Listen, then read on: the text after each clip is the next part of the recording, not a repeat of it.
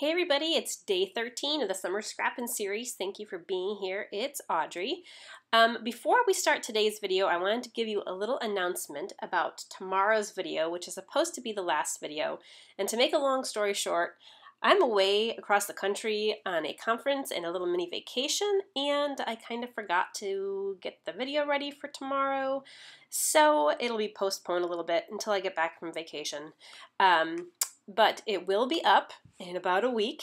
But what I'm going to do tomorrow instead is share a couple other previous summer pages I have done and their process videos and kind of just walk through them. So I will have a video up. It just won't be a process video, but that last process video will come next week. So I apologize about that. But I guess for those of you who were hoping to extend this series, you got it. So let's get started with today's page. So my guest today is Nicole Nawasad, and Nicole and I, well, if you don't know Nicole, she owns the Just Nick online cut file store, and she makes amazing, amazing cut files and amazing pages. She does a ton of stuff with Scrapbooking Cards Today magazine, so go check out her process video and her, just her blog and all of her stuff because she does a lot of stuff. So I took a piece of background paper that came from the Crepe Paper Poolside collection, and I painted it with white gesso, and you saw me mark some pencil lines on it. I'm going to kind of make a chevron design, and I decided I wanted to work with a lot of scraps. So I am going through a whole bunch of papers, and I picked out a whole bunch of colors initially because I thought I was going to do like just some bright, fun, summery colors. But I noticed that as I was going through and picking out some of my favorite papers, most of the ones I picked out tended to be greens and blues because I love those greens there. I mean, these papers, oh my gosh, there's Studio Calico, there's Pebbles, there's Echo Park, I think there's Basic Gray and My Mind's Eye, Simple Stories. So these are just coming from everywhere. Lots of different patterns. That one's Fancy Pants. So I start cutting strips, and I'm just going to cut 1/2-inch strips, and I'm not going to show you cutting all these strips, but here are my strips. And then I sorted them out, and I said, like I said, I noticed I had a lot of greens and blues, and I thought, let me just see what it looks like with the greens and blues. So I drew a pencil line from the exact center of my page, of my 12 by 12 page, to each opposite corner, and I'm kind of just, what's this called? I think it's called braiding when you do it like this, when you lay them out like this. That's what it's called in quilting anyway.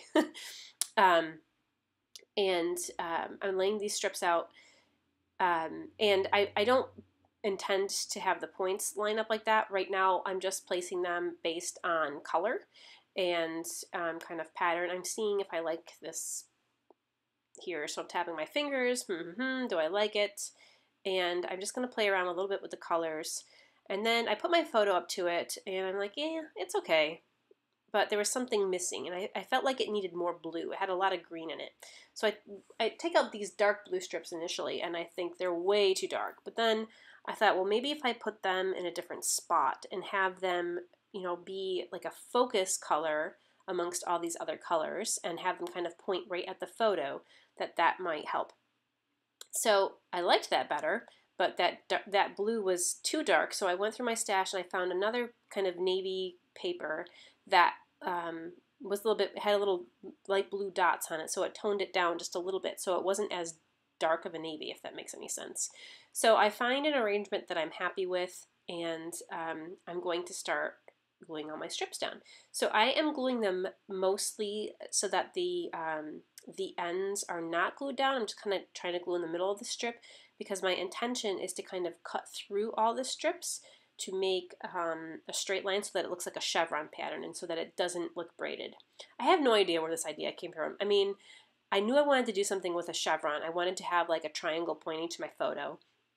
So that was my initial goal. And then I thought, well, maybe I'll just cut a whole bunch of strips. I initially looked for a piece of pattern paper too, but that was just one big chevron, but I didn't find anything I liked. So there's what I mean that I cut off the the tips of those strips to kind of make a straight line across, and I'm going to do the same thing on the other side. Now, the points do not line up perfectly, and that's okay. You don't even really notice at the end. And I purposefully laid out the colors so that they did not match from one side to the other, except for that one navy strip.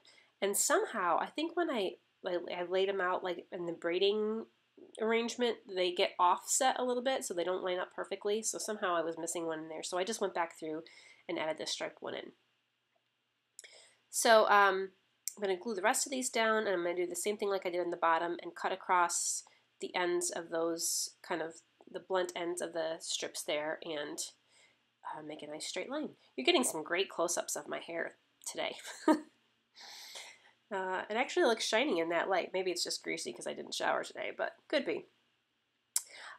So that is pretty much it for my chevron, and I'm really happy with how that came out. I like it. But I always have a little button there. It was a little too busy, so I really like it. A little too busy, so I'm going to kind of tone it down a little bit with some gesso here. So I think that looks pretty cool. Pretty fun. My photos, if you watch me, usually know my photos have a white border around them. Well, when I printed this one out, it's kind of hard to explain, but when I set it up in Photoshop, I usually like put a box around my photos so I know where to place them on my paper when I print it. And this one had the black, like a black box around it still, and I didn't like the black, so I had to. That was my mistake when I edited it. So I had to trim it off and then just put on some white cardstock to mount it. So I'm going through with some gesso here, and I went a little too heavy with it, so I'm going to wipe it off some of the colored areas again. And this time I'm using a little bit of different color. This is an old Mr. Huey's, and it's called Water Cooler, and it's kind of, it's very similar to the Heidi Swapp Color Shine in Seafoam, but it's a little bit darker than Seafoam, and it doesn't have, the Mr. Huey's don't have the shimmer like the Heidi Swapp does. So I'm going to just smush that on with the packaging technique, and then I'm going to go through this light blue colored gelato. This is one of my favorite colored gelatos. I really love this one. I don't even know if it has a name. The color, I'm sure they do, but I don't know the name of this one. But it's kind of a minty blue. It's really pretty. And I'm going to smear that around. And I like the smearing technique, but I also like the smushing technique because the smushing techniques gives you distinct like droplets and splatters, and I like that too. So I am going to go back over with a little bit more of the mists as well. So far this is pretty good. I'm liking that. This is day 13. I've been doing a lot of water pages and summer pages, and quite a lot of them have had to do with water and stuff, and I was starting to feel like I was getting a little bit bored with doing a lot of the water backgrounds and pages, but then I thought, okay, my whole point of this series is to be doing a summer series, so I'm going to stick with, keeping with techniques that go along with summer pages. So this is it. But I am kind of getting bored of the summer pages, and I have so many more photos to scrap. Anyway, I went through my stash, and I dug out a whole bunch of embellishments. Again, I wasn't looking for anything in particular, just kind of stuff to go along with my photo, and I wanted to bring some more color in. So I found that beach ball and chipboard, and that's from a Crepe Paper line. I think it was the Pier. That was the name of their line, or just Pier. And then there's a little frame, kind of a rainbow frame, that was the same color as the beach ball. So I liked a little bit of pink in there, which surprised me because I did not intend on putting any pink on this page at all. But I really liked the contrast the pink added. So this pack I'm going through here is the poolside ephemera pack, which was still in my little container there from when I used it on the last page. I hadn't put it away yet. And there were some gold bits in there, which I don't end up using at all. But I was just playing around, seeing how they looked.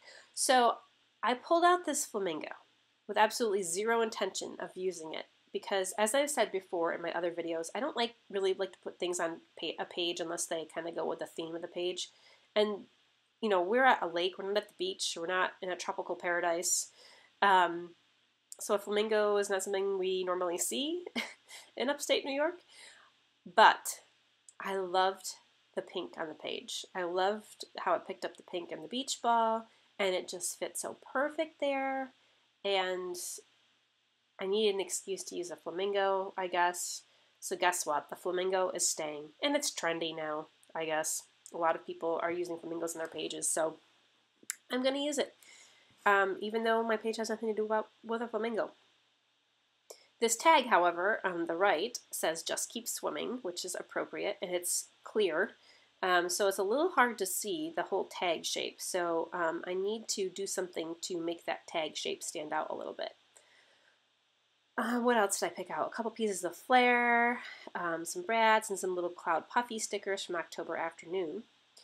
So as I was saying about that clear tag, what can I do to make it stand out? So I thought that if I painted the edges just with a little bit of pink on the back side, that would make it pop off the background.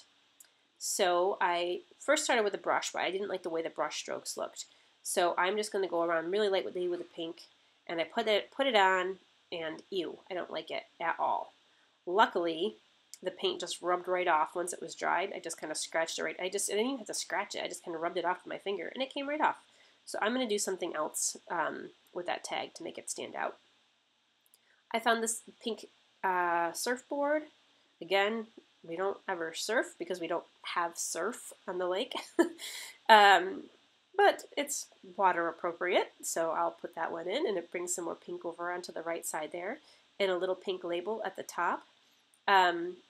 So the soft colors here really are what make me happy about this page. And like I said, wasn't intending on putting the pink in, but yeah, I think it really makes a big difference. I felt like I needed something else pink over there on the right because it just wasn't completely balanced. So I found a little tag, and that will be for my journaling, and then a little brad, and I think that that pretty much does it. I added, for embellishments, I add a couple pink enamel dots here and there. And just different ones from different collections I found in my enamel dot stash. So really quick about this photo, my brother and my son were swimming, and my brother said to Kyler, let me toss you in the air, and he was a little hesitant at first, but somehow he convinced him, and I thought he was only going to do it one time because there's no way he would want to do it again. I was totally wrong. He kept asking for it again and again, and he was tossing him so high, and he would just make these huge, he was wearing a life jacket, but he'd make these huge belly flops in the water, and he kept saying, toss me again, toss me again. So the title of this page is going to be Toss Me. So I found some aqua kind of corrugated cardboard thickers, which are really super cool. I didn't even know I had them. It's amazing what you find when you go through your stash. And I wanted something else for the title, Me, and then I found these also really cool rub-ons. These are old, very old, 7 Gypsies. But I also have stamps like this that are just kind of an alpha outline.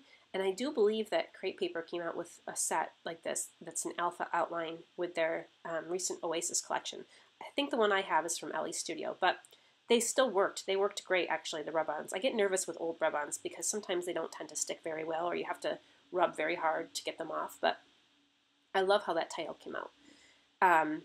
So now I'm just going to go through and start gluing some things on. So I have that frame, by the way. I have a regular 4x4 frame and then a skinny kind of rainbow frame over it. So there's like 2 layers of frames there.